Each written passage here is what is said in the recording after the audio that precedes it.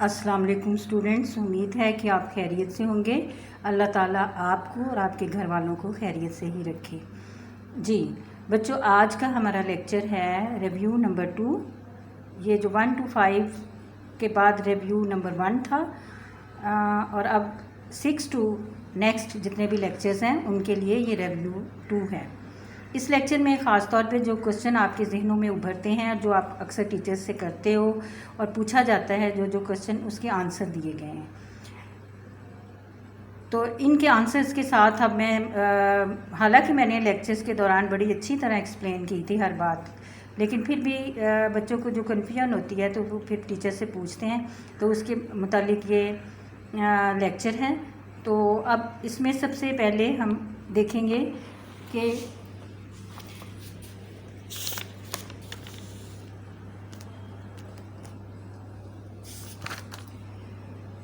آیت نمبر 9 تا 20 اس کے حوالے سے جو بچوں نے پوچھا تو وہ یہی تھا کہ گمان کیا ہوتا ہے۔ تو گمان بچوں وہ سوچ، وہ خیال جو انسان کے ذہن میں آتا ہے تو اس کو کہا جاتا ہے کہ وہ جو سوچتا ہے۔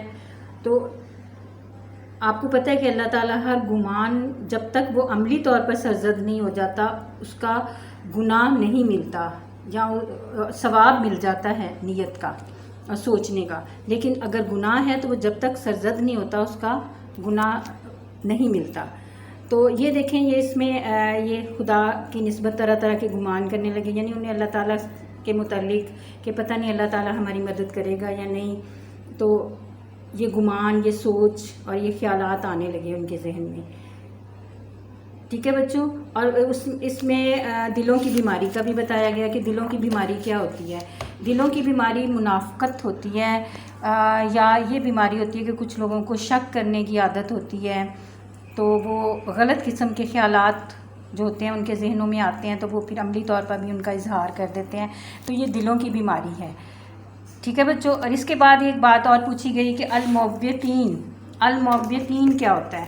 تو بچوں، الموبقین جہاد میں رکاوٹ ڈالنے والے، جیسا کہ آپ نے ورڈز میننگ میں بھی پڑھا اور ویسے بھی اس میں آیات کا ترجمہ پڑھاتے ہوئے بھی میں نے ایکسپلین کیا تھا۔ الموبقین جہاد میں رکاوٹ ڈالنے والے، تو یہ منافق لوگ ہی ہوتے ہیں کہ جو ظاہری طور پر تو مسلمانوں کے ساتھ ہوتے ہیں، لیکن باطنی طور پر یہ کفار کے ساتھ ہوتے ہیں، تو اس لیے وہ جہاد میں رکاوٹیں بھی ڈالتے ہیں اور مجاہدین کا دل خراب کرتے ہیں، یعنی ان کو اکساتے ہیں کہ واپس آ جاؤ، مسلمانوں کا ساتھ نہ دو، یہ تو بے وقوفی کر رہے ہیں اتنی بڑی تعداد کے ساتھ مقابلہ کر کے، تو اللہ تعالیٰ نے کوئی مدد نہیں کرنی۔ یہ تو ظاہر سی بات ہے کہ اتنی طاقت سے جب کوئی چیز چھوٹی ٹکراتی ہے تو وہ مطلب اس کی شکست لازمی ہے، تو اللہ تعالیٰ نے کوئی مدد نہیں کرنی اور مسلمان جو ہیں وہ شکست کھائیں گے اور ان کا کچھ باقی نہیں رہے گا۔ تو یہ الموبقین ہے، اس کا ذکر کیا گیا جہاد میں رکاوٹیں ڈالنے والے۔ اس کے بعد ہے کہ اس میں مومن اور کافر کا فرق بتایا گیا ہے۔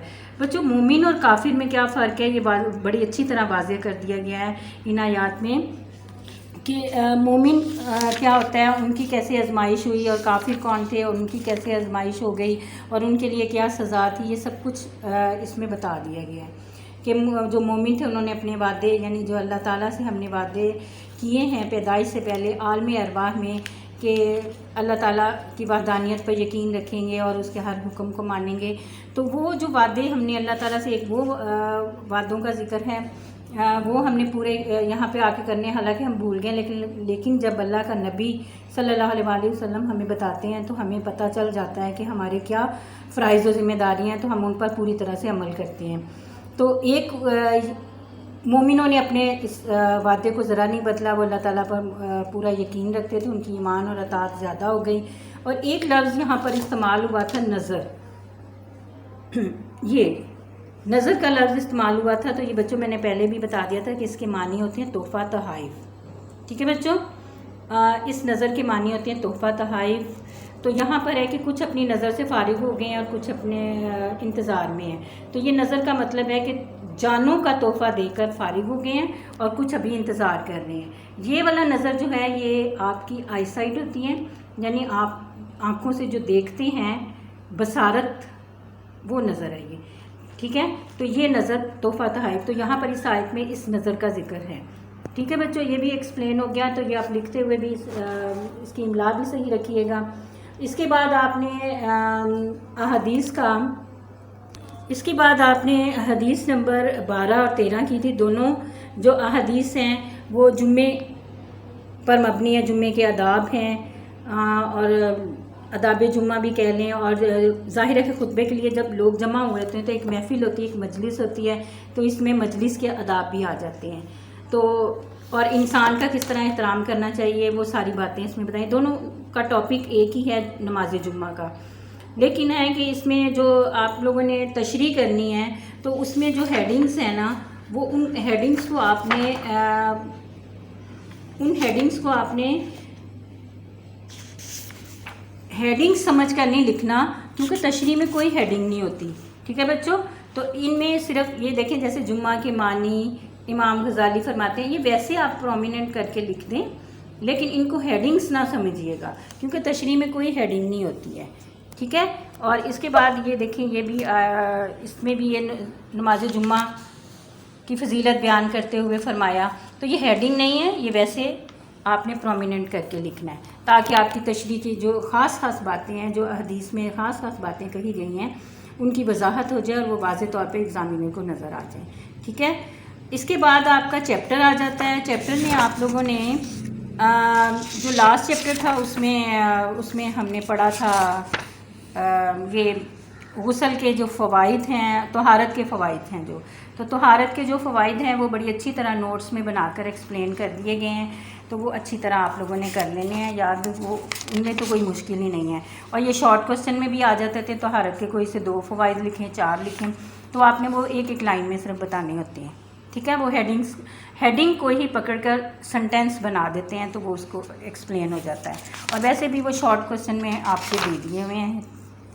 ٹھیک ہے بچوں، اب اس کے بعد ہے یہ اگلا چیپٹر جو ہم نے صبر و شکر ہماری انفرادی و اجتماعی زندگی پڑھا تھا. تو اس میں ہم نے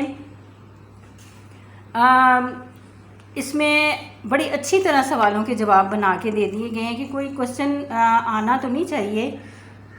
یہ دیکھیں، اور ان کو بس آپ، میری طرف سے یہی مشورہ ہے کہ ان کو بس آپ نے یاد کرنا ہے. اور بچوں یاد کرنا تو بہت مشکل ہوتا ہے نا، کیونکہ حضور صلی اللہ علیہ وسلم پر جو پہلی وحی کی آیات نازل ہوئیں تو ان کو کس مشکل سے یاد کروایا گیا تھا، آپ کو معلوم ہے نا.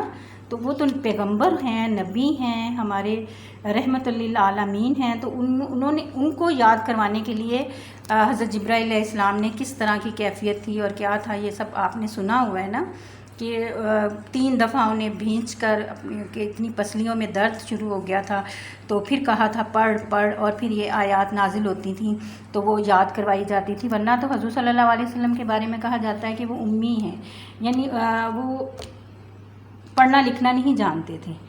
تو یہ آیات ان کو یاد کروائی جاتی تھیں. تو اسی طرح بچوں یاد کرنے میں مشکل ہوتی ہے، لیکن یاد کرنا آپ کے لیے بہتر ہوتا ہے. جب یہ عمر، اور خاص طور پہ جو میٹرک کے لیے آپ لوگوں کو یاد کرنے کی بہت زیادہ اہمیت ہے، تو چیزوں کو یاد کر کے اور لکھنے کی پریکٹس جو ہے نا وہ زیادہ سے زیادہ کیا کریں، تاکہ جب ڈیورنگ ایگزام آپ لکھنے کی پریکٹس کی وجہ سے پھر بڑا اچھا لکھ پاتے ہو اور بڑی اچھی طرح آپ کوشچن کے آنسر جو ہے نا ایک روانی کے ساتھ اٹینڈ کر لیتے ہو، کہ نہ رائٹنگ میں فرق آتا ہے اور نہ ہی آپ کی جو یاد کیا ہوتا ہے اس میں فرق آتا ہے. تو وہ بڑا اچھا کام کر لیتے ہو آپ لوگ. ٹھیک ہے بچوں، تو یہ ایک مشورہ تھا میرا جو آپ لوگوں نے ماننا ہے اور اس پر عمل بھی کرنا ہے جو کچھ میں کہہ رہی ہوں. اب اس کے بعد آ جاتا ہے کہ آپ نے جو بھی کوشچن یاد کیا ہے اس کی لکھ کر پریکٹس کر کے دیکھیے گا گھروں میں. آپ لوگ میرے خیال میں تو گھر میں کوئی بھی پڑھا لکھا اردو تو ہر کوئی پڑھ لکھ سکتا ہے. تو آپ لوگ یاد کر کے تو اپنے کسی بھی بڑے سے، امی، ابو، باجی، بھائی، کسی سے بھی چیک کروا لیں تاکہ آپ کی املا کی زیادہ سے زیادہ کریکشن ہو اور آپ کی رائٹنگ بھی اچھی ہو جائے. اور میں نے اس میں بھی مشورہ دیا تھا کہ آپ نے کٹی نپکا مارکر زیادہ سے زیادہ استعمال کرنے کی پریکٹس کرنی ہے، صرف اس میں کوشچنس کے آنسرز، ہیڈنگس وغیرہ میں نا، تو وہ زیادہ پیپر میں خوبصورتی آتی ہے. جی بچوں، اس کے بعد آپ کا ایک ٹیسٹ ہوگا. تو آپ کو معلوم ہے نا، جس طرح پہلے آپ نے ٹیسٹ دیا ہے، ابھی آپ کے میں نے پریویس ٹیسٹ یعنی ٹیسٹ ریویو 1 کے بعد جو ٹیسٹ ہوا تھا وہ میں نے ابھی تک چیک نہیں کیا. امید ہے کہ آپ نے اچھے ٹیسٹ کیے ہوں گے، تو وہ ٹیسٹ کر کے آپ نے اسکول میں بھجوانے ہیں تاکہ میں وہ چیک کر کے آپ کو واپس بھیج سکیں. تو وہ اچھی طرح یاد کر کے لکھیے گا. اور اس کے بعد یہ جو نیکسٹ ہے، یہ آپ نے 6 لیکچر سے لے کے نیکسٹ جتنے بھی لیکچر نیکسٹ ہوئے ہیں وہ سارے جو ہیں نا ان کی تیاری اچھی طرح کر لیں اور یاد کریں نوٹ سے، اور پھر لکھ کر پریکٹس کریں اور پھر ٹیسٹ دیں. اور انشاءاللہ ٹیسٹ نیکسٹ آپ کو مل جائے گا، تو وہ بہت اچھا کرنا ہے آپ نے. Okay students, good luck. اللہ حافظ.